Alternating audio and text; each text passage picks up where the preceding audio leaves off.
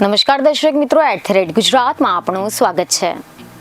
તાજેતરમાં અમદાવાદના ગોતા વિસ્તારમાં આવેલા રાજપૂત છાત્રાલયમાં બહુચર્ચિત એવા ક્ષત્રિય સંમેલનનું મહા આયોજન કરાયું હતું, જેમાં સમસ્ત ક્ષત્રિય શક્તિ અસ્મિતા મંચની રચના કરવામાં આવી હતી, જેના પ્રમુખ પદે ભાવનગરના મહારાજા વિજયરાજ ગોહિલની વરણી કરવામાં આવી હતી।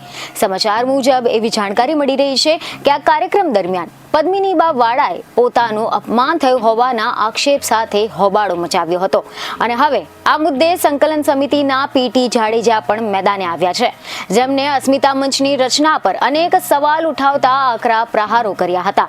જી હા, અહેવાલો એવા મળી રહ્યા છે કે સમસ્ત ક્ષત્રિય શક્તિ અસ્મિતા મંચની રચના મામલે આગેવાન પીટી જાડેજાએ સમિતિની રચના પર અનેક સવાલ ઉઠાવ્યા છે। તેમણે જણાવ્યું છે કે સમસ્ત ક્ષત્રિય શક્તિ અસ્મિતા મંચની રચના સાથે હું કે ક્ષત્રિય સમાજ સહમત નથી। જો અસ્મિતા મંચના નામે રાજકીય પાર્ટી બનાવવાની હતી તો જાહેરાત કરવી જોઈતી હતી। જો તેમને સંગઠન જ બનાવવું હોત તો સંકલન સમિતિની સાથે રાખીને હોત, તેમાં 3 થી 3.5 લાખ ક્ષત્રિયો સામેલ થયા હોત।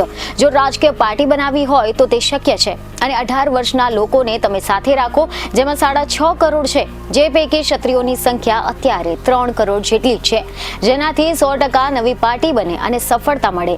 તમારે સમાજને વિશ્વાસમાં લઈને કાર્યક્રમ કરવો જોઈતો હતો, જેના બદલે માત્ર 500,000 લોકોને બોલાવીને કાર્યક્રમ પતાવી દીધો હતો, જેથી આમાં રાજનીતિ થઈ હોય તેવું લાગી રહ્યું છે।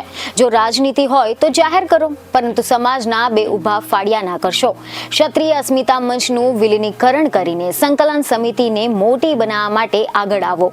કરણી સેનાના પ્રમુખ અસ્મિતા મંચમાં કેમ ગયા મને સમજાતું નથી। સંકલન સમિતિમાં જે માથાકૂટ થઈ છે તેઓ તેના સાક્ષી છે। તેમને અન્યાય થયો છે અને મને પણ સાઇડલાઇન કરવામાં આવ્યા છે।